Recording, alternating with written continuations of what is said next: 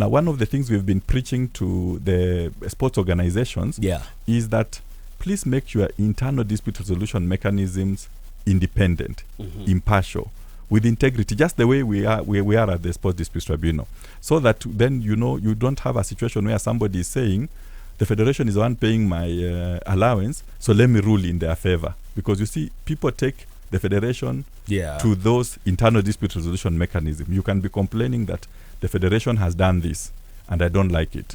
So you need to have people who can stand up and be independent. When I was sitting at the FKF disciplinary committee, for instance, there were matters that came before me. There was a matter for Gilbert Celebwa. He had been suspended. We said no. We lifted the suspension. We said FKF was wrong. And other matters that were brought to us. So you have to be independent. You don't just say, these are the guys who are paying me. And he who pays the, the piper. So we can't do that. So that is a thing that I think I can assure you that the Sports Disputes Tribunal does.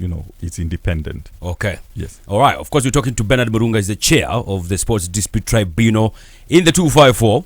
When we come back, let's ask him about what he feels about the impact of the SDT so far in the sports sphere and the governance and challenges that you have faced, and you feel as respondents, people who have been taken to the tribunal. Are they like your major stakeholders? Yes, they are. Okay. In fact, if you look at the Sports Act, when it establishes the Sports Disputes Tribunal, it requires of the Judicial Service Commission that when they are making appointments, they need to consult the national federations. So when you look at the process of hiring, one of the things that the Judicial Service Commission will do is to sit down with the federations and then talk to them about, what is actually required. And the federations, therefore, constitute what we call the Court Users Committee. In fact, this week, on Monday, the 17th, we had a Court Users Committee meeting. And it brought together the federations, together with the athletes, together with the Anti-Doping Agency of Kenya, the Registrar of Sports. Those are some of the court users that will constitute the Court Users Committee. So our relationship is, is one of, us, we are at the bench, and they are the ones who are actually as litigants. They may not always agree with the decisions that we give, but one of the things that I keep imploring on them is, you need to have faith within the system. As I mentioned, for instance, look at the Court of Arbitration of Sports, which was started by the International Olympic Committee. The Sports Disputes Tribunal was also started to help these federations. And that is why they're even being consulted before the appointments are being done. And so it is important that they actually, sort of do some sort of ownership, be part of public participation, for instance. When we have functions such as the Court Users Committee, they should be part of it. But sports is very competitive, and so is dispute resolution. People come to the tribunal and they lose a case, and sometimes when they lose a case, they get angry. You'll find people saying, "Oh, the tribunal is unfair." I can tell you, the first case that I went to represent a client before the Sports Disputes Tribunal, I lost. But that did not mean that, the tribunal is bad. I mean, that is a decision. We decide. You respect it because it is based on evidence. It's an evidence-based tribunal. So if the evidence is not persuasive to the tribunal, then they will not rule in your favor. And that is why, even though I lost my first case at the Sports Disputes Tribunal, now I sit as chair of the tribunal. So you have to have faith in this process. In fact, let me mention one of the very interesting ones was this year when we had the Kisumu boys and Onjiko boys case, where when Kisumu boys had been taken out of a championship, because of suspicions of having ineligible players, they rushed to the tribunal. And they sued Onjiko Boys and the Kisumu County Secondary School Sports Association. But Onjiko Boys came and said, no, the tribunal doesn't have jurisdiction. And we said, well, these are actually student athletes. So because they were saying that this is actually a matter that should be handled by the Ministry of Education. But we said no. It is because the student athletes. Let us actually look at it because it's a sports issue. Yes. Yeah. And as we will then examine how the process has gone on, because they have what they call a jury and a supreme jury. Okay. The proper decisions taken. All right. And we based on what we had said, then Kisumu Boys was actually brought back into the championship. And a few weeks later, Onjiko was banned from the competition by the Secondary School Sports Association. Yeah. And they rushed to the tribunal. Again. And now they are the ones who are saying that we don't have jurisdiction. Yeah, now they want you to. And now they came back. Now they came back. Yeah. And now, the suspension has been lifted. Yeah. So, have faith in the process. Don't say that because you've lost the case, now the tribunal is bad. Yeah. You don't know when you actually need it. Trust the process. Yeah, trust the process. And of course, there's a case that was there. I think, was it the end of this early this year or late last year? For the FKF Cup match that featured FC and Mara. Yes. It was tricky because FC appealed. Yes. And they said they were not the home team.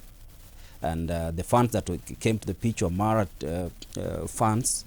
So how do you handle such cases? Because you look at the place, the team is on a neutral ground, but the home team is the one that feels the other fans are the ones who came in. So how was that case, and how did you handle that through your wisdom and the panel, of course? Yeah, as I said, every case is handled on the, based on the evidence that is presented before it. In that particular case, the issue was about abandonment of the match, but more importantly, what was the proximate cause of the abandonment. Yeah. So that if you say that the match was abandoned because there was darkness, but you see the delay had been caused by fans infringing on the pitch. Yes. In that particular case, when the matter was at the Leagues and Competitions Committee, Leopards actually admitted that it was their fans, because remember it was now ndio meleta case. Yeah, it was actually the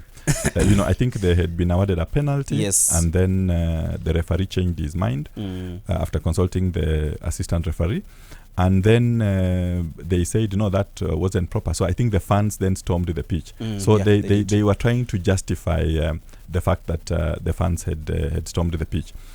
In our decision, we said, basically, the football grounds should remain sacrosanct for the players. There should be no infringement. Infringement. Yeah. You should not have people who are not either officials, match officials, or the players on the pitch. Yeah. And I think that was something that, because we also need to promote sporting integrity, because if you don't do that, then you will start giving justifications to certain infringements. So that was decided on the basis of that particular case.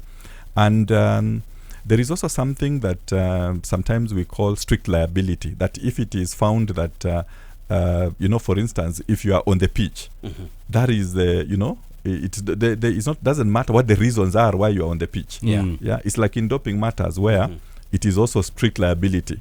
If a substance is found in your body, now you need to explain, how it got there. Yes. So it is now you to explain how it got once it is in your body, it is now you to explain. So that's the same thing. Sometimes there are those disciplinary matters or offenses that are strict liability, and so when fans rush onto the pitch, you can't really do justification for it. Sure. Yeah. And talking about athlete protection and victimization, and there's always that dispute sometimes between the athletes and federations. How do you balance to ensure that there's fairness in rulings? Yes, like I mentioned, one of the things that we are encouraging is for the federations to also be fair. The federations should look at themselves as people who are governing the sport. Yeah? So they are what I'll call the governors. And then we have those who are governed. The governed are the members. Yes. Yeah? And this relationship between the federations and the athletes, it's a continuing relationship. It's not a relationship that you will hear a case and then the relationship ends. It's actually a continuing one. And under the Sports Act, the tribunal is actually mandated to also apply other friendly, if I may call them that, means of resolving the disputes, including mediation, conciliation, arbitration. So we are also able to do that. So there are matters that come before the tribunal, and then we actually tell people, could you just sit and try and resolve them? We can actually do the superintending, but we will want you to sit down and actually talk about it. So we will try and avoid that issue of victimization. And that is just an appeal to me to the federations. Please look at the tribunal as just a third party that you cannot agree with someone. So they go to someone to decide. Once that person decides, life goes on. So you don't start harboring, you don't start threatening athletes that if you take us to the tribunal, we will never select you to the team. I think that is being unfair. And let me just mention something so that you can also just see the context. Yes. The Sports Act requires that anybody who is offering sports within this country registers with a sports registrar. So the sports registrar is established as an office under Section 45. It's a public office, and the registrar has a mandate to register and regulate sports organizations.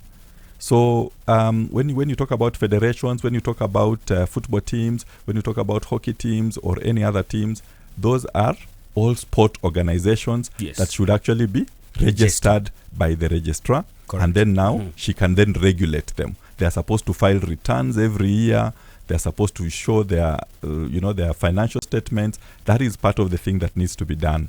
But when it comes to national sports organizations, they are very special, because under Section 47 of the Sports Act, it says that you can only register one federation in a discipline. So you cannot have two federations, for instance, in football. You cannot come, if there is Football Kenya Federation, you cannot come and set up Football Association of Kenya. You can't. It will not be. You can only allow one.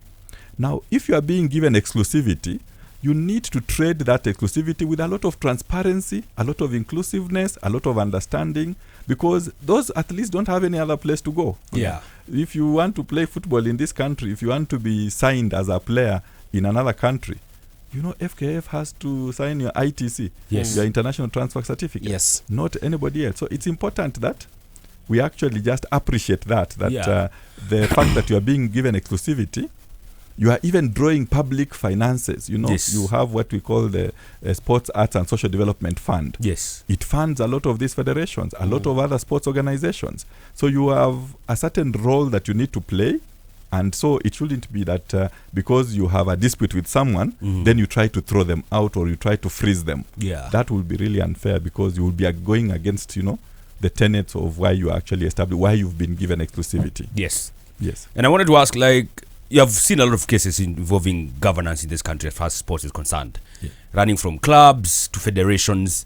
What do you think really is ailing us as far as governance of federations and clubs is concerned? Because I'm sure you've seen plenty.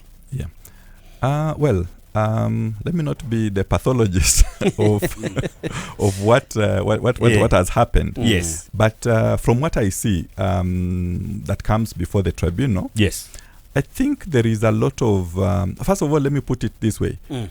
Most of these governance issues sometimes come from a lack of understanding corporate democracy. For instance, the fact that when you are elected to a national executive committee of a federation or even a sports club, you then form the board.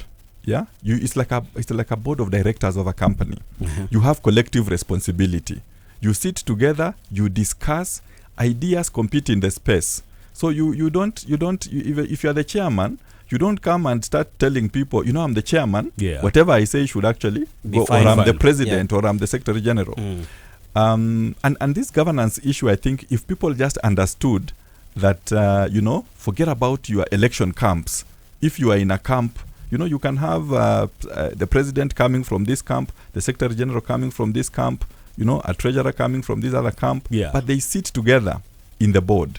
They are supposed to just serve the nation as their members who have elected them, without necessarily trying to, think about themselves. So for me, I think it's the governance issue, first of all, is a mistrust issue. A lot of people don't trust. In fact, when you tell people that you want so-and-so to vote in an election, they will tell you, that guy might not do what we want him to do. He might go and change his vote. And those sort of things. That, like I said, it's really a lot of mistrust. Yes. Which then goes back to, then why not elect people that you can trust? Simple as, right? Yes. Yes. That is where you should actually start. Have a working team. Yeah, have a working... Have that... Have the trust in the people that you elect and elect people that you trust. Yes. Once you do that, you basically try now to resolve those issues. Yeah. And so for me, I think it's really... And I have the experience of having been on a national executive committee of one of the clubs, and I can tell you, sometimes those issues will play out. I remember one day, yes, we were trying to take action, discuss whether there can be possible action taken against a coach, and I had never looked at it this way because I kept insisting that everybody has one vote. We are 10 members on the national executive committee. I mean, if we want to vote on something, everybody votes once. Yes. But then the chairman said, you know what? When we were vying for elections, I paid 100,000. Then this national executive committee member paid 20,000. How can we have the same voting? The same vote, yeah. But I mean, I think that is the thing that I'm talking about. That get out of that space. Be on equal footing. You are all board members. Yeah. Decide the matters. And then don't have those issues where you are forcing people. We have so many laws nowadays. Conflict of interest. Yeah. Don't give a contract for a supply of something to the federation, to your relative. Those are the procurement. Let the procurement also be done properly. Yes. If we just focus on those areas that are generally, proper governance, we wouldn't be having a lot of these disputes. Some of these disputes come from that issue of people saying, oh, this person is doing this, or we do not understand why he did this. I mean, it's an issue that can actually be resolved at a board level, so long as they work with collective responsibility. Yeah. Yes. And what role do you think the tribunal can play in promoting ethical governance in these organizations? Well, the tribunal is also involved in a lot of education with the various organizations. I can report, for instance, I had a courtesy call from the FKF president who came to the tribunal and met me with other members, and among the things he asked was the same question you are talking about.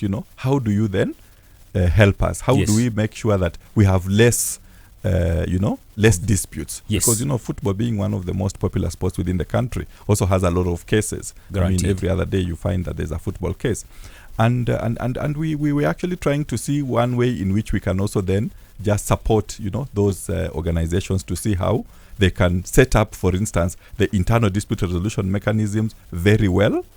Train people, because remember, the federation might be headquartered in Nairobi, but you have a disciplinary body in Siaya, in Homa Bay, in Kitale, that might actually be lacking in some of those qualities. Yes. And it's important that they actually they are trained on those basic things. The right for everybody to be heard.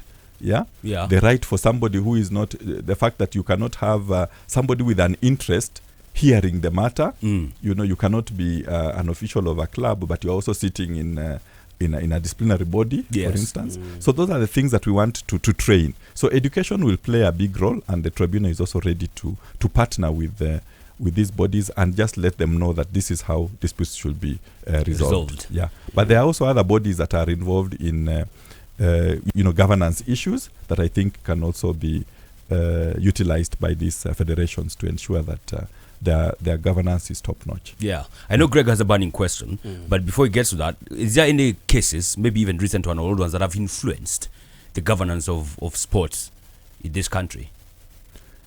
Yes, there are. Because in some of the matters we have found that it might be the constitution that is actually the problem. You might find that the constitution of the particular body actually is flawed. And just like the courts have a hierarchy, we also have a hierarchy of constitutive documents, if I call them that. For instance, you will have the Constitution, then you will have the Sports Act, then you will have the rules and the regulations that are made under the Sports Act, what we call subsidiary legislation, then the constitution of the organization. If it conflicts any of those areas, then we will actually go back to the body and tell them, can you just relook at this? You know, Yeah. I mean, this is causing you problems. Let me give you an example. For Football Kenya Federation, for instance, we had a clause that says that for you to file a case at the appeals committee, you need to pay 100,000 shillings. Now, I mean, if you are being asked to pay 100,000 to, and I think also you have to file the appeal within, I don't know, I think it's 24 hours. So, you know, very, When you the get 100K, the timeline is short. Yeah. The amount is a lot. Yes. So, you know, some of those things, you know, then we will then come and say, and there are some of the decisions that the tribunal has given in the past saying, well, I think admit this appeal without necessarily having the requirement to pay this. So I think those are some of the things that we have actually done to influence just the governance role. Yeah. Let them not just look at, don't set an amount that seems to suggest that you are trying to discourage appeals. So it was really ridiculous that you'll find that an appeal at an internal dispute resolution mechanism is 100,000, and then it's 1,000 or 2,000 at a higher level. Yeah. I mean, that doesn't really make sense. Yeah. And that begs a question. Of course, you coordinate with different government agencies, and my specific question will go to how do you coordinate with agencies like ADAC to ensure that the cases that are brought forward, let's say, I'm just picking ADAC, also the cases about match fixing and which other agencies are also handling. How do you coordinate with them to ensure that whatever is brought on the bench is something that you can say will be let's say the athlete and the federation, or the athlete and of course the guys who brought the case are actually satisfied with whatever findings? Yeah. So let me again just make some distinction. Yes. That as I was mentioning, the people like, you know, the federations and the clubs, Yes. those are sports organizations. But under the Sports Act, we have 3 sports institutions. Yes. So they're not organizations. Now the institutions are 3. You have the Sports Disputes Tribunal. Yes. You have the Kenya Academy of Sports and Sports Kenya. Yeah. Now those are the sports institutions set up under the Sports Act. Now these other bodies are like now the agencies like the Anti-Doping Agency of Kenya. Yes. There are also bodies that are involved within you know, the sporting industry. And court users, as I mentioned, they are the ones who actually prosecute matters before the tribunal. Yes. And the tribunal then also has to follow certain international regulations, for instance. You know, when you look at ADAC, for instance, the Anti-Doping Act of Kenya is actually something that, you know, in Kenya we also have international law as one of the laws that apply within the country. Yes. And also international treaties. Yes. So ADAC is also actually something that comes off as an offshoot of UNESCO. So we have the World Anti-Doping Agency that is also the one that, you know, looks at ADAC and sees how they are performing. So for instance, last year we had a compliance audit that was done on Kenya by WADA. Yeah. And amongst the institutions that were being looked at other than ADAC was also the Sports Disputes Tribunal. You see, because they want to understand, are you actually doing everything as expected and playing by the book? Yeah. And so those are some of the linkages that we can actually talk about. The fact that you know, there's even a compliance audit being done on the tribunal, so that our standards are also being checked. One of the things that they flagged out for us, for instance, was the fact that we were not, you know, trying to, you know, we were not regulating the issue of confidentiality, for instance. You know, so that you have, you know, we usually just say ADAC versus male athlete or female athlete. And not name the particular athlete. But then when the matter will be called out in court, because you've just said male athlete, but there are, you know, 20 male athletes and 20 female athletes, you want to call out the particular name, then you would call Stephen this, and he says he's present. But you see, now you have mentioned his name in the presence of other people, and WADA actually raised that issue because they also attend those tribunal hearings, and they said something like that. Please make sure that the confidentiality is you know, is maintained. And that is now what we went up to do now. So when you hear, when you see that on Thursday when we are hearing our matters for doping, we will actually not admit everybody into the tribunal. We will have 2:30 there is this and this male athlete. Okay. 2:35 there will be this one. 2:40 like that. So that then So we they are come in only turns. so they come in turns. Okay. And then that way we maintain that confidentiality. Confidentiality. So you see, those things are the things that we need to ensure that when we are hearing what people are saying about us, we also correct our processes. Yeah. So it is something that I think in terms of ADAC, we are also able to have even training sessions with them, so that then we are able to understand the processes. There are things, for instance, every year we have a new, a prohibited substance that is added to the list. Yeah. So like for instance, now the 2026 list just came out about 2 a weeks month. ago. Actually, it was 2 weeks ago. Yes. So you see now something like that, then you are able to, as a tribunal, we are also able to know that these are some of the things that, some of the updates that have come from the world level. Yeah. You have to keep up to date with that one. Yes. Yeah, and you've raised a very important point about the confidentiality. My question is, when is the public open to attending sessions at the SDT, and when are they not? So all other matters other than those doping matters, all the other matters, the public is usually allowed in.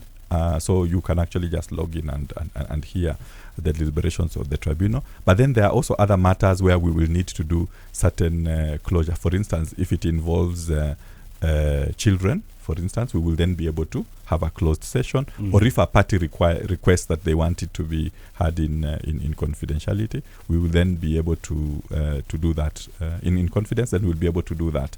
But ordinarily, all the matters are public, because remember, our constitution under Article 50 also talks about the need to have public hearings. So we need to balance that. We don't just go and start saying that from now on every matter is going to be public, or confidential. So we need to balance out that. The fact that we need to have public hearings, and the fact that, like, especially in matters doping, there is supposed to be that confidentiality, because in fact we don't even use words like I see some lawyers coming before the tribunal, and then they say, we represent the accused. We don't use that language. It is the athlete. We are not a criminal court. The accused. No, okay. It will be either a respondent, so you don't, because that is really criminal law language. So we will actually even correct them, so that then they know that it is not that kind of process. But for doping, now when the decision is handed out, now that is now when it can actually be publicized. Yes. Absolutely. All right. We're still talking to Bernard Murunga. He's the chair, of course, of the Sports Disputes Tribunal in this country. We have quite a lot to talk about, but we're coming now to the home stretch now. Let's take a quick water break, and then we'll be back. If you have any questions, channel them on WhatsApp 0733-222-105. They can also call us to the chair of the Sports Dispute Tribunal, advocate who has over 20 years of experience. He's a certified arbitrator as well. He's a chartered member of Chartered Institute of Arbitrators, CIRB. Anaweza arbitrate kati ya wewe na Premier League trophy. Yes. Hopefully ako side yetu, not on the other side. Of course, we're talking about Bernard Murunga, who's in the building talking to us. And I wanted now to ask you, very simple questions. Like, I know, do you guys face any challenges at the tribunal? You've been there since 2023, so I'm sure you're quite privy to this. And what are they? Yeah, well, I think every institution has its fair amount of challenges, but we are very well supported by the Judicial Service Commission, and there was just the transition, between the members. When we sat 2 members for about 4 or 5 months. Yes. That was a bit of a challenge. Yes. When you are 2, most of the times the panels that we sit at the tribunal are usually supposed to be 3. Then you can have a decision of a majority of 2. But when you are 2 people, you could easily, have a tie, where somebody says this and the other one says this. But that would be a challenge. The other one I think that I can mention is also just people understanding the role of the tribunal. And I think sometimes when I see some of the decisions that come out, even from the from the superior courts. Yeah.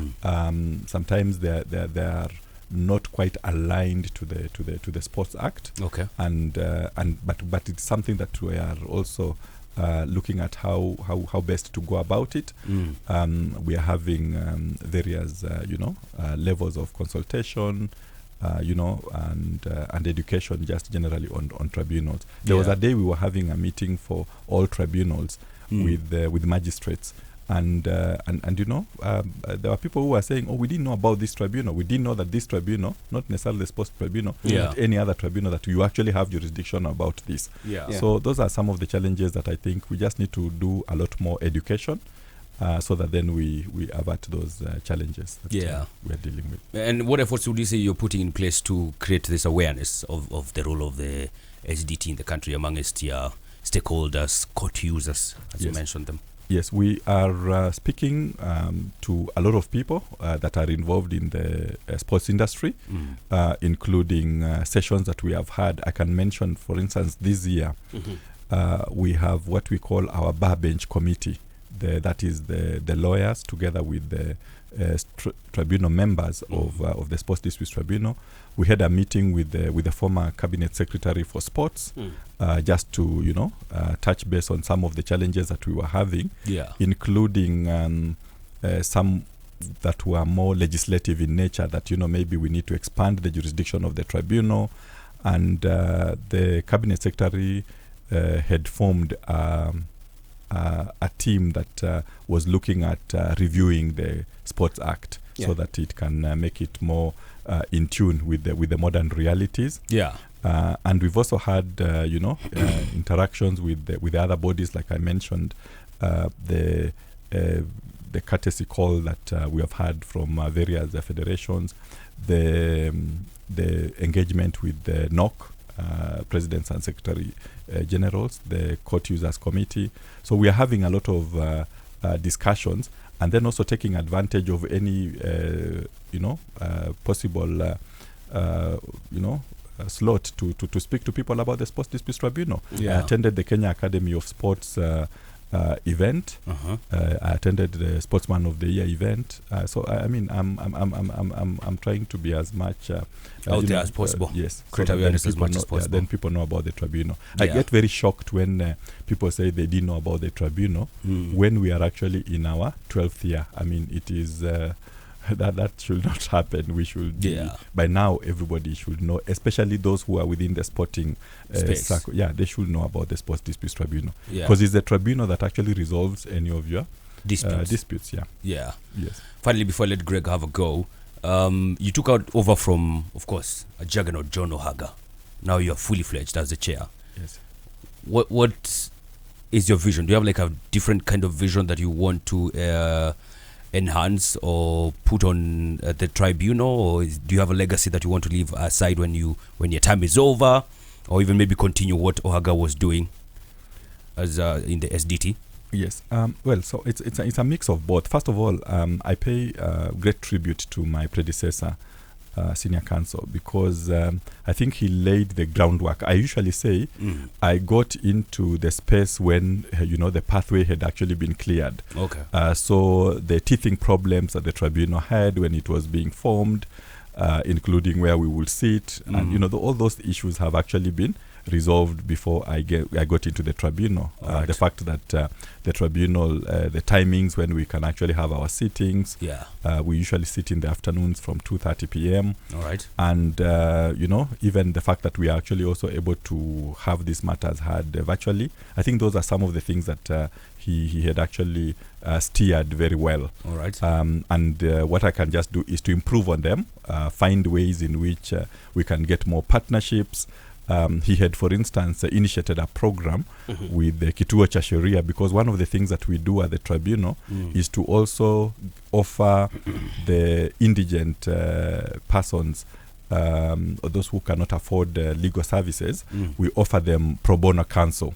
So we have a list of 20 lawyers, for instance, who will then come and represent these athletes for free. Okay. So if somebody has a case at the tribunal and they need pro bono counsel, they cannot afford a lawyer, they can actually we will ask them. I will ask them, do you need pro bono counsel? Yeah. So he had actually had some negotiations with Kituo cha Sheria, and then we formed now our own pro bono counsel committee. Okay. I recently had discussions with the National Legal Aid Service, which is the one that is providing pro bono counsel within the country, and we are about to sign an MOU on that, so that then people can also then afford the tribunal services without having to struggle so much yet and not really get into the justice space. So my legacy is to ensure that the tribunal is the most trusted sports body in terms of access to justice. Our motto remains justice in sports. So we want to make sure that if somebody is looking for justice in the sports world, they come to the Sports Disputes Tribunal. That will be a legacy that I would like to leave at the tribunal. All right, good stuff. Interesting. And my question, I think the final three. I'm looking at the way things are running in the country. Of course, Sports Federation trying to comply with the Sports Act, and I know there are so many challenges that come with that, including constitution of leagues, honoring player contracts, and of course how they negotiate deals with, of course, different institutions and sponsors, of course. And curiously, this week I was just going through the X, and I accidentally met. I don't know if that's an accident or it was a reality. Yes. Yeah. Some teams, and I'll specify, Kakamega Homeboys has created a performance contract, rather drafted a performance contract that has some very contentious issues, but of course all for the welfare of the players that are contracted with the club. I don't know your thoughts on that, and I understand there are some clubs also who want to follow suit. Previously, I know you held office in one of the clubs in this country, and how can you compare the growth in between then and now, and the issue of performance contracts, and is it first of all legal to first of all, and how do you feel about the whole situation? Okay, so Greg, I don't want to be drawn into a matter that might land onto on your desk, on my desk, so that we do not preempt how the tribunal views these matters. Yes. But if I can just speak from a general perspective, that is actually the beauty of sports. That there are innovations and different things that people try out. One of the things that I tell people is that a sports contract and a normal contract for employment are usually very different. I call sports contracts, what we call them, sui generis. It means it's of another. It's something different from the others. Okay. You'll find clauses in if you're talking about football contracts, for instance, clauses like injury. There are some clauses that are there. Passing a medical. Those are some of the things that if you are being employed, if I'm looking for a lawyer to work with at my law firm, I will not go and subject them to medicals. And I will not pay transfer fees to another organization. But those are things that are very unique to sports. So you find the salary caps. Some of those things that are actually very, very, very, very, very unique. There are some players who sign contracts, and one of the things that they demand is that they should be given a certain shirt number because maybe it's part of their image branding. So those are some of those things that I say that are unique. So I can understand why certain persons will come up with the unique things, but some of those can actually be tested on whether or not they are actually legal. But I don't want to really prejudge some of those contracts that come. But suffice to say that a lot of sport is about performance. I mean, and that's why you found, even if you just talk about internationally, I mean, there are times when coaches are released because of how they are performing. If you talk about the English Premier League, for instance, there are coaches that are every game they are, on the chopping block. So it's all about performance, and it's important that the win ratio is more than the loss ratio for you to hold on to a job in those circumstances. Facts. Yeah, and probably at the SDT, for someone who's not really understood on how to file a case, bring a case to the tribunal, what's the process? Yeah, well, the process is really simple. That you can actually file a complaint against someone, and the same can then be passed through our registry, and then they will see whether it actually discloses the person you are complaining against. Yes. And then it can be, do you need, for instance, a legal representation? But for others generally, especially for the lawyers, they just need to look at Rule 6 of the Sports Disputes Tribunal Rules of 2022. That actually makes a provision on how you file. What you need to have a statement of claim, you need to have an affidavit, and also just bring out the evidence that you will be relying on. So it's pretty simple, and as I've said, we've tried to simplify it as much as possible so that we don't make it technical for people who want to approach the tribunal. That is one of the things that someone has to just appreciate, that the tribunal is not going to hide behind, you haven't done this. We will look at the claim and then see whether it discloses that complaint or a dispute, and then have the other parties served. Yeah, and maybe, are you writing a book? I know that. I'm writing several books. Yes. No, I'm a writer, so I have a trove of books that I have written. Some, but hoping that at the right time they'll be published. There are some that are academic, but I've written a book on my experience at one of the football clubs. It's called To Walk with Leopards. You've really walked the journey, yeah? That tells you a lot about the experience, basically just the boardroom experience. But away from sports also, I write articles. Yes. One of the things that is interesting is that since the year 2000, I have written a newspaper article every year. So you have like 25. Yeah, I have every year at least I write an article on, and some of them touch on sports. So yeah, damn. Like the one you wrote, the latest publication on FC Ingwe at 60. What inspired you? Well, like I keep saying, and for me, I feel there is need to have local sports promoted. I still insist, and that's why even when I watch foreign sports, I still do a mix of local sports. I still think that the secret to our success is actually in promoting local sports.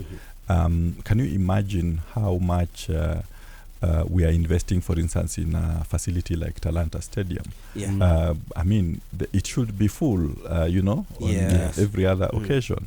And I really wish for those days when, towns will be coming to a standstill every week because of sports. I was having a conversation with a friend of mine, Ronald, who had gone to Swansea some time back, and when he was there, I think they were in the 4th division or something. I mean, they were going to go on a relegation battle. The whole town came to a standstill, and they were watching that game. And he was asked, which team do you support? And he said Manchester United. And those guests in the UK asked him, "Oh, you don't have football teams in Kenya?" Oh, it's cold. So from that day, he basically changed. Now he started saying, "Oh, I have to identify with that." The local one. I'll start with my local one, yes, and then now name this one as my second team. The foreign team as the second team. Yeah. So I think it's something that we need to challenge ourselves so that we also do it that way. I feel happy when I'm watching local sports, and I think it's something that we should all just strive towards. Yeah. So it's what really inspires me. That what role do I play in improving just local sports? Yeah. And I know you are one of the biggest athletics fans in this country. You never miss the national championship. Whom are you attracted to most? Like, I want to go and watch so and so in athletics. Faith Kipyegon. Yeah. Straightforward. Yeah. I've Of what inspiration do you feel she draws to the public and of course the sporting world? I mean, if you look at her journey, even the other day I was actually seeing some of her photos. I think it was a Throwback Thursday, and when she was still, I think, in running school, barefoot. barefoot. Yeah. I mean, there is a lot of resilience that is there in terms of putting in the work. I mean, those ethics that I think should be the recipe for success in any institution in this country, that you put in the work and then you succeed. There are no shortcuts. Yes. And I think Faith has actually done that. If you look at some of the other challenges that she has had to go through, which are not really challenges, but really great things. Going through motherhood and then coming back and still hitting those levels. I mean, that's amazing. So I think it's someone that I really admire. But I'm looking forward to the next athletics meet. And I keep telling people, please invite me to sports events. I was watching the women's rugby over the weekend. Yeah. I mean, it was fantastic. Did you expect that result in the final? Well, if you look at the stats, the South Africans have been winning. I realized the only times they have not won is when they did compete. When they did compete. When they are there, it's guaranteed. Well, it's not really guaranteed, but they sort of... They have an edge over us. They have an edge, yeah. But again, that's another thing about just making sure that you are investing in the sport as a local. I've been to South Africa. I've seen some of those facilities. I mean, they're just... I mean, you go to a high school and you look at their rugby pitch and it's a proper facility. I mean, it's a proper facility. We should be having those facilities in this country. Yeah. When you look at some of the facilities that our teams play in, somebody sent me a clip today of a very wonderful goal that had been scored, but one of the things that caught my eye is the field did not have any grass. I mean, it was... Yeah, young boys, right? Yeah. So I'm thinking, okay, can you imagine just how much this would be better if we actually improved the facilities within the country. And I was hoping one of the things that the Sports Arts and Social Development Fund would do, if it sticks to being just a sports fund, is to actually make sure that we have facilities within the country. We make sure that sports organizations go through what I usually call assetization. You can't have a team that claims that it's been in force for 60 years, but it doesn't have any home ground. It doesn't have a home base. I mean, those are some of the things that I think we need to just improve on. And I think if we do that, then people will see the value of investing in local sports. Yeah. Fantastic. Doping. I know this case has come to your tribunal quite a number of times. Yeah. It's a scourge in this country. How do you think we can get rid of it? Because it just seems never to go away. Is it ignorance of some of the athletes, or what are your thoughts about that? Yeah, well, I can tell you, I think doping has reached some alarming rates. When the tribunal started hearing doping cases, the trend was, we were doing about 20 cases, in a year. Yes. That is from 2016, 2017, 2018. But then there was a spike. There was a spike. There was a spike. There was a drop in 2020 and 2021 because of, I think, COVID and lack of competition. Yeah. But then last year we had 75 doping cases at the tribunal.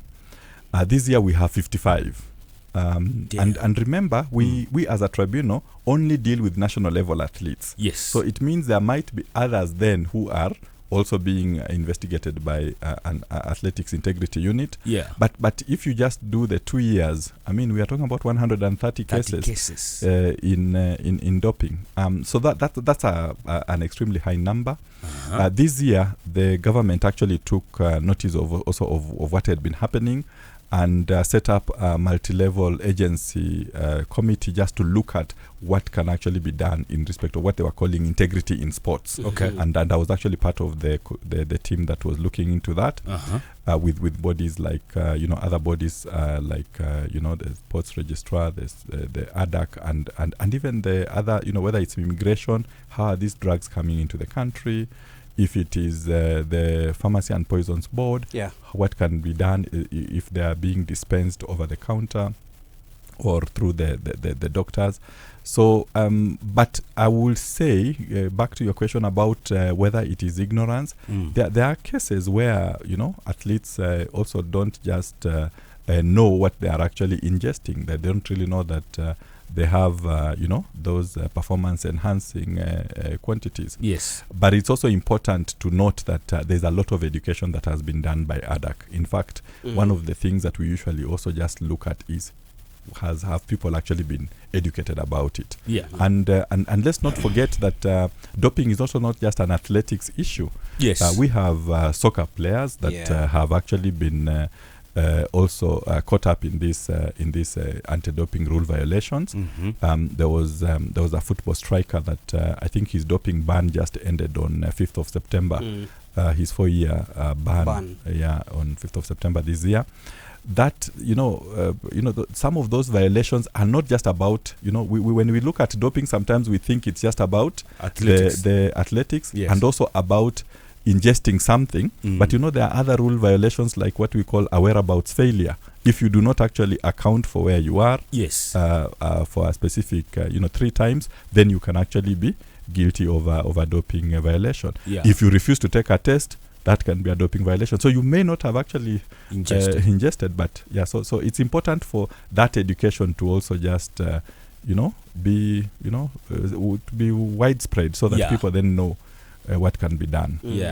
But it's an issue of serious concern. I think you do not want, I do not, when I see that there are 88 sports cases, I can say, there is, it seems to suggest that there is confidence within the tribunal. But when the cases in doping are more, then that becomes a problem. Bit of a problem. Facts. I wanted to ask, I know you said there are no weird cases at SDT, but are there funny cases? Have you ever had a funny case? I don't know if you can call it funny, or a petty case. One that you'll be like, what's this now? It's just funny. Well, okay, there are instances that obviously, will make you, scratch your head. Which is the funniest you've seen lately. There can be a doping case where somebody says the ingestion was because of a kiss. So that would be that's how they got the substance. So that is something that would make you scratch your head and think, okay, fine, that's and also, I mean, those are things that you've seen even worldwide. I think what happened with one of the tennis stars, I think through a massage or something. I mean, some of those doping violations can actually be is it possible for someone to get substance because of massage? Menthol zinaingia kwa mwili. Oh my god. And can that stand? I mean, like I said, cases are decided on the evidence that you produce and how you convince the panel. So if you're able to convince the panel that is actually what has happened, then it can lead to probably a reduction in the sentence. In the sentence. All right. Do you think this is the year that AFC Leopards wins the league?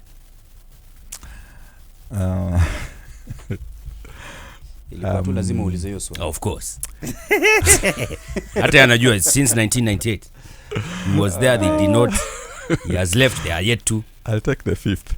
You plead the 5th? But I was at the stadium, over the weekend. I took my sons. Against Murunga still? Yes. was an interesting game. Yes. That's all I can say. Good stuff. All right. Any affiliations in the Premier League? English Premier League? You supported the team there? Yeah, Liverpool. Oh, God, Jesus.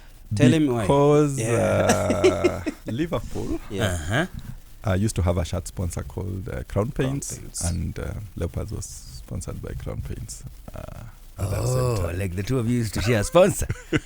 Actually, I do recall. By the way, I think even the Liverpool goalkeeper Bruce Gobrella came to Kenya. Yeah, so it's... Oh, interesting. Yeah. What do you think is happening this season, in your opinion? Is it Ancelotti being found out? Is it the new players failing to click in? Is it Diogo Jota?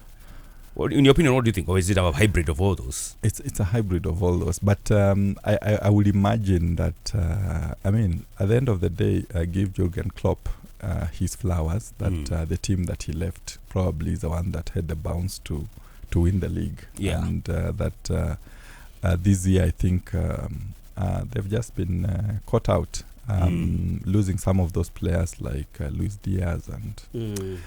It's impactful. At the end of the day, it's something that was bound to happen. Yeah. But it's not over. It's not over? Do you think you can retain it? Greg has refused to give in. He has said there's still a chance. It's not over. Or do you think there will be new champions this season? Well, I'm not sure. Again... it is an offense under the penal code, section 319, to fortune tell. So I'll use that against him. To fortune tell? Yeah. I will fortune tell. You are the outgoing champions. Liverpool will not defend Utafungwa. This title. Utanilipa hapa 1.5 million. Nitawa. Utauza gari. It's not a defamation case. So sijui nitalipa nani. But your thoughts about refereeing. There have been a lot of contentions and contentious decisions that have been made in the Premier League. I'm sure you've seen the latest one, of course, involving your team, Liverpool, against Manchester City, where a goal was disallowed. What do you think about all these cases we are seeing? Do you feel like the refereeing levels is way too contentious? Is it bordering on incompetence? Is it bordering on match fixing? Or what the hell is going on, in your opinion? I don't think it's really match fixing. I think we are tinkering with the rules too much. And, you would expect that with VAR coming into play, that it would make things better. But again, when you look at some of those, even the VAR decisions, is this toe offside? I think there's too much that has been at play. The changes of the rules. I think those are the ones that are really causing all these controversies. Yeah. But as a referee, I usually say, the referee's decision should be final. It's final. Yeah, I think it's important to also just appreciate the fact that some of these decisions that are being made on the spot, I think with a lot of pressure, a lot of pressure coming in. Sometimes it can be, it's not what you see. Sometimes for us who are viewing, the fans, we get so many camera angles and we're able to see certain decisions other than the ones that obviously are usually replayed on VAR. Correct. But I think that it's doping. I know these cases come to your tribunal quite a number of times. Yeah. It's a scourge in this country. How do you think we can get rid of it? Because it just seems never to go away. Is it ignorance of some of the athletes, or what are your thoughts about that? Yeah, well, I can tell you, I think doping has reached some alarming rates. When the tribunal started hearing doping cases, the trend was, we were doing about 20 cases, in a year. Yes. That is from 2016, 2017, 2018. But then there was a spike. There was a spike. There was a drop in 2020 and 2021 because of, I think, COVID and lack of competition. Yeah. But then last year we had 75 doping cases at the tribunal. This year we have 55. And remember, we as a tribunal only deal with national level athletes. Yes. So it means there might be others then who are also being investigated by an athletics integrity unit. Yeah. But if you just do the 2 years, I mean, we are talking about 130 cases in doping. So that's an extremely high number. This year, the government actually took notice of what had been happening, and set up a multi-level agency committee just to look at what can actually be done in respect of what they were calling integrity in sports. Okay. And I was actually part of the team that was looking into that, with bodies like other bodies like the sports registrar, the ADAC, and even the other, whether it's immigration, how are these drugs coming into the country. If it is the Pharmacy and Poisons Board, what can be done if they are being dispensed over the counter or through the doctors.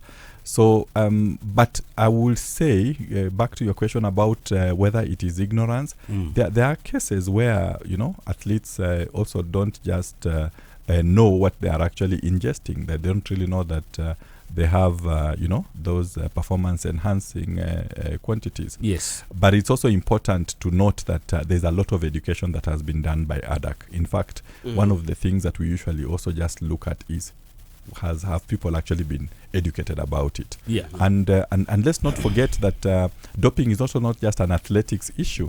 Yes. We have soccer players that have actually been also caught up in this anti-doping rule violations.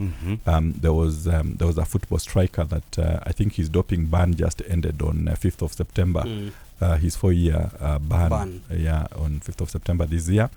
That some of those violations are not just about when we look at doping, sometimes we think it's just about athletics, the athletics, and also about ingesting something, but there are other rule violations like what we call a whereabouts failure. If you do not actually account for where you are, for a specific 3 times, then you can actually be guilty of a doping violation. If you refuse to take a test, that can be a doping violation. So you may not have actually ingested, but so it's important for that education to also just be widespread, so that people then know what can be done. But it's an issue of serious concern. I think you do not want, I do not, when I see that there are 88 sports cases, I can say, there is, it seems to suggest that there is confidence within the tribunal. But when the cases in doping are more, then that becomes a problem. Bit of a problem. Facts. I wanted to ask, I know you said there are no weird cases at SDT, but are there funny cases? Have you ever had a funny case? I don't know if you can call it funny, or a petty case. One that you'll be like, what's this? It's just funny. Well, okay, there are instances that obviously will make you scratch your head. Which is the funniest you've seen lately. There can be a doping case where somebody says the ingestion was because of a kiss. So that would be that's how they got the substance. So that is something that would make you scratch your head and think, okay, fine, that's and also, I mean, those are things that you've seen even worldwide. I think what happened with one of the tennis stars, I think through a massage or something. I mean, some of those doping violations can actually be is it possible for someone to get substance because of massage? Mental sinaingia kwa mwili. Oh my god. And can that stand? I mean, like I said, cases are decided on the evidence that you produce and how you convince the panel. Okay. So if you're able to convince the panel that is actually what has happened, then it can lead to probably a reduction in the sentence. In the sentence. All right. Do you think this is the year that AFC Leopards wins the league?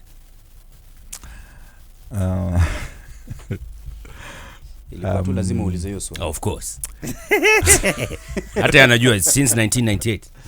He was there, they did not. He has left, they are yet to. I'll take the 5th. You plead the 5th. But I was at the stadium, over the weekend. I took my sons. Against Murunga still? Yes. Yeah, it was an interesting game. Yes. That's all I can say. Good stuff. All right. Any affiliations in the Premier League? English Premier League?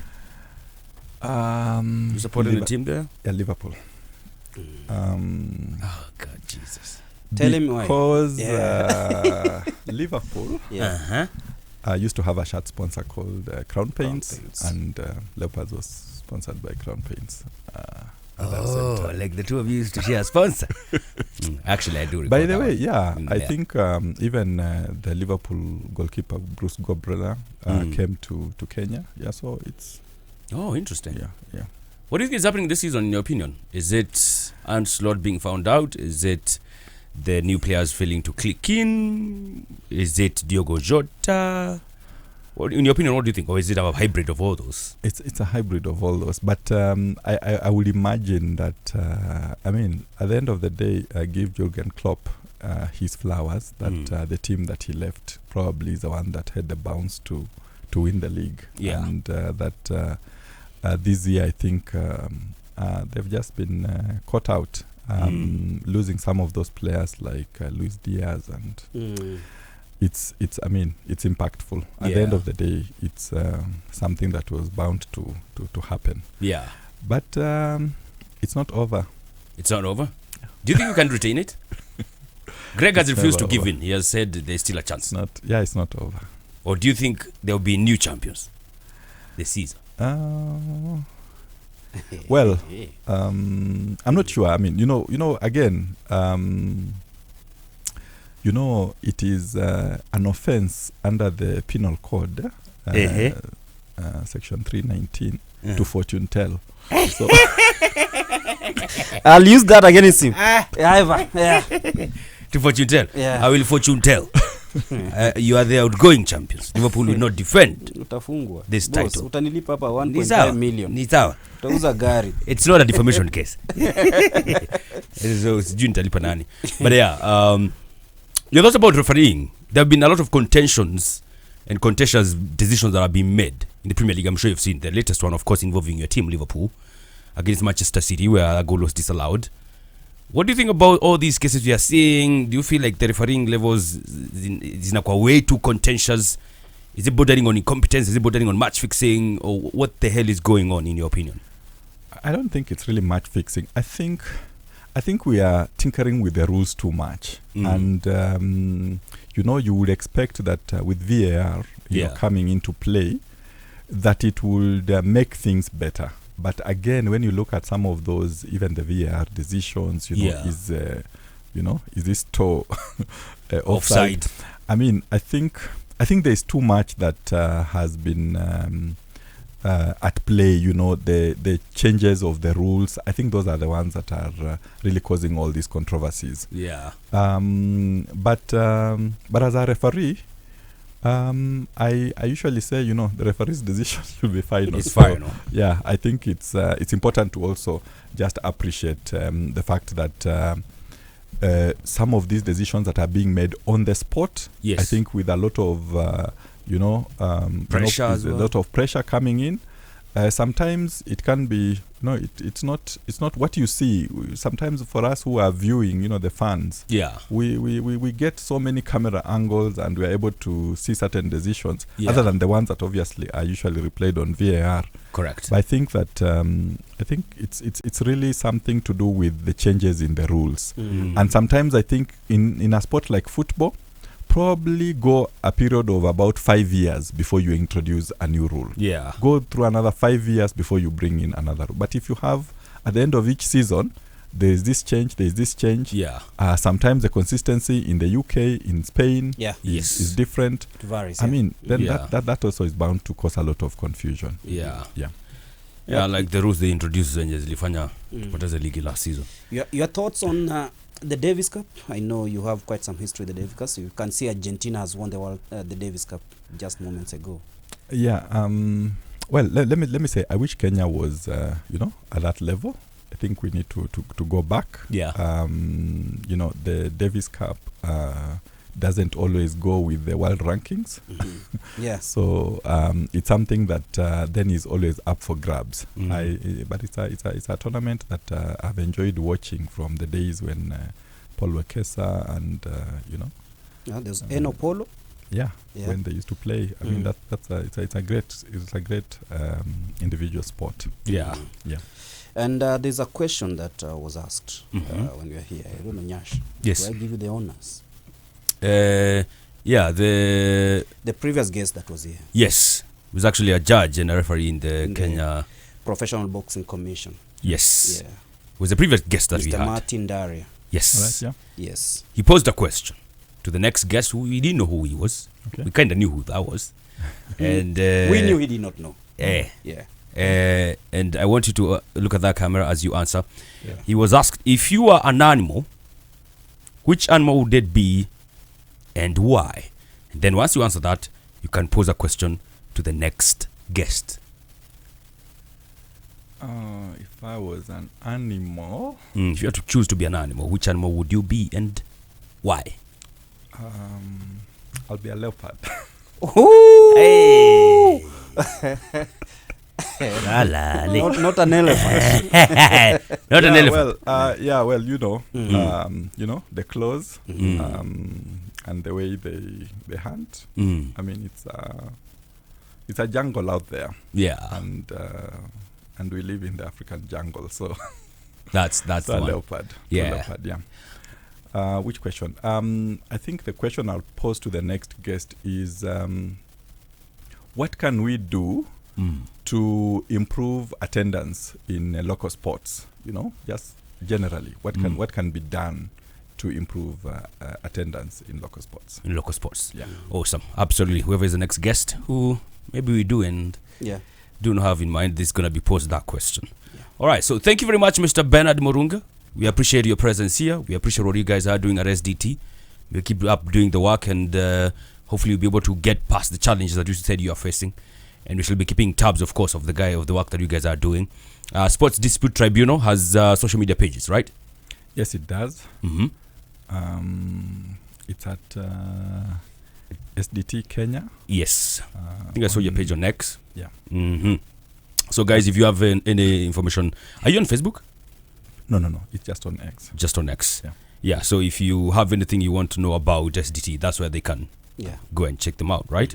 Absolutely. All right. It's been fantastic. This has been the Extra Time exclusive on Extra Time. We'll be talking to the chair of the Sports Dispute Tribunal. Big up to everybody who was listening in. And now we're going to be doing something else in the next hour. So don't touch that dial. It's now 3 minutes to 10 in the PM. Sports FM, beyond sport.